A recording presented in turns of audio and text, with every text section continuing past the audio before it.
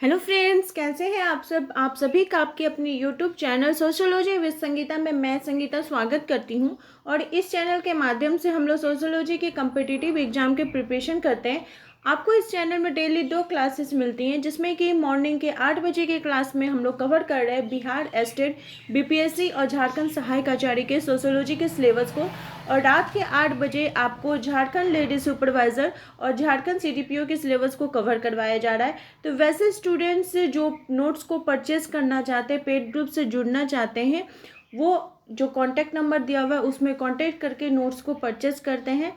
और सारे जो नोट्स है वो मेरे हैंड रिटन नोट्स है। और मेरी पूरी कोशिश रहती है कि जैसे जितना भी हो सके इजी टू इजी वे में उसको एक्सप्लेन किया जा सके, ताकि आप लोगों को वो पढ़ने में हेल्पफुल रहे।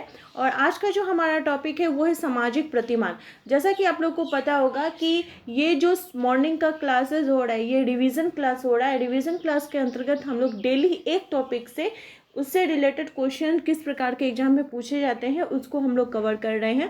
तो आप लोग इसको ऐसा भी कर सकते हैं कि मान लीजिए जैसे आज सामाजिक प्रतिमान का क्लास हुआ, ठीक है, तो आज ये जो टॉपिक है ये आप लोग आज पूरा लर्न कर जाइए। वीडियो को देखिए।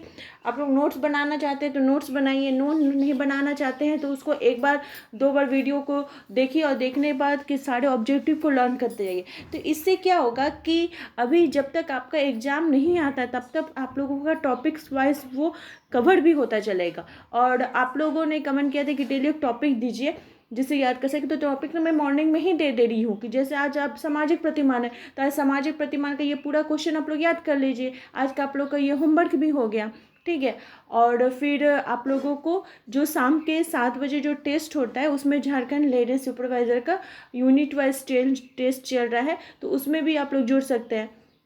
तो चलिए हम लोग क्लास को स्टार्ट करते हैं। और स्टार्ट करने से पहले मैं एक बात और बोलना चाहती हूँ कि अगर आप लोगों को वीडियो का जो क्वालिटी है कम लग रहा है तो उसको आप लोग अपने फ़ोन से क्वालिटी को बढ़ाकर देख सकते हैं। आप लोग 720 पे कर लीजिए और उसमें जाकर आप लोग वीडियो को देखिए, आप लोगों को एकदम क्लियर दिखेगा, क्योंकि मैं यहाँ से क्लियर ही उसको अपलोड करती हूँ। तो हो सकता है कि आपके एरिया के नेटवर्क अगर कम हो तो वो कम हो जाता है। तो देखिए, सबसे पहला हमारा सामाजिक प्रतिमान का जो क्वेश्चन पूछा जा रहा है वो ये पूछा जा रहा है कि प्रतिमान होते हैं। प्रतिमान किसको हम लोग बोल रहे हैं? वर्ग आचरण के वे मानक जिनका अनुसरण इसके सदस्यों निश्चित रूप से करना चाहिए।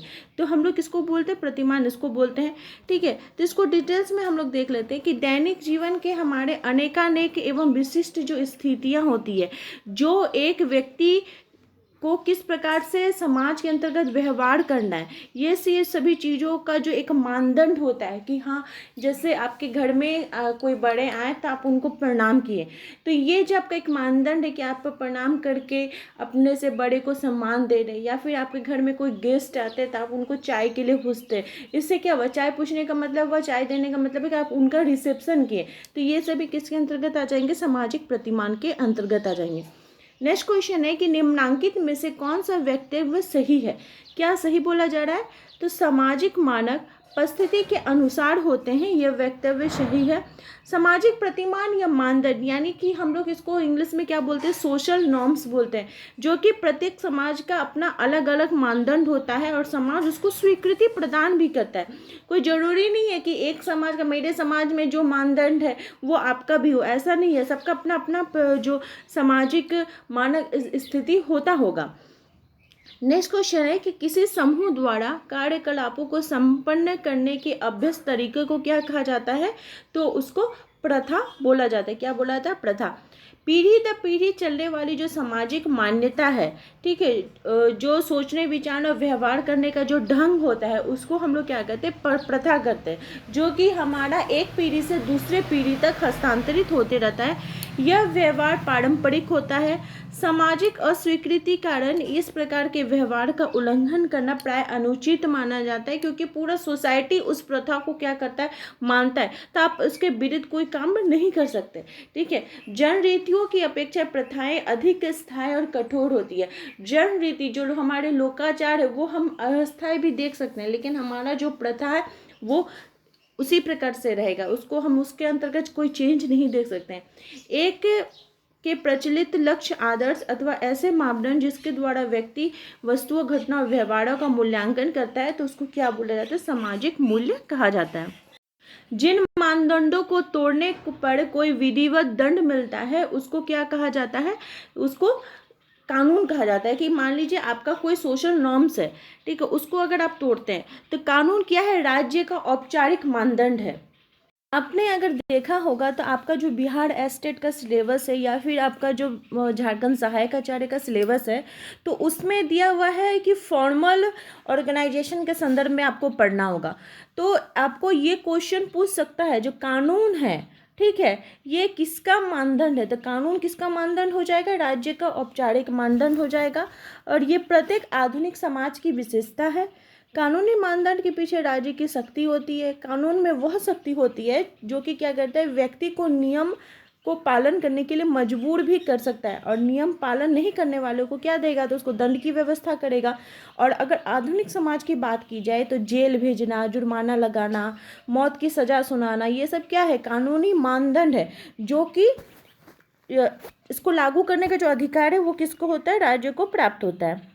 नेक्स्ट क्वेश्चन है कि निम्न में से कौन सी एक बहुत ही समाज की एक आवश्यक तत्व है जिसके तोड़ने पर कठिन से कठिन सजा दी जाती है? तो समाज के जो अब आवश्यक तत्व की बात की जाएगी तो वो कौन सा हो जाएगा? रीति रिवाज होएगा। लोक रीति जब पूरी तरह से समाज के लिए नैतिक एवं लाभकारी मानी जाती है तो वो लोकाचार का स्थान ग्रहण कर लेती है, ठीक है। रीति रिवाज अथवा लोकाचार का पालन करना अनिवार्य माना गया है। इसकी अवहेलना करने पर हमें दंड मिलता है। लोकाचार क्या है? एक प्रकार का नैतिक मूल्य है जिसमें समाज कल्याण की भावना निहित होती है, जिसका उल्लंघन करने पर समाज कठिन से कठिन सजा देता है। लोक रीति की अपेक्षित व्यवहार है, इसका अपेक्षा करने पर समाज थोड़ा बहुत निंदा भी करता है, किंतु कोई विशेष दंड नहीं दिया जाता है।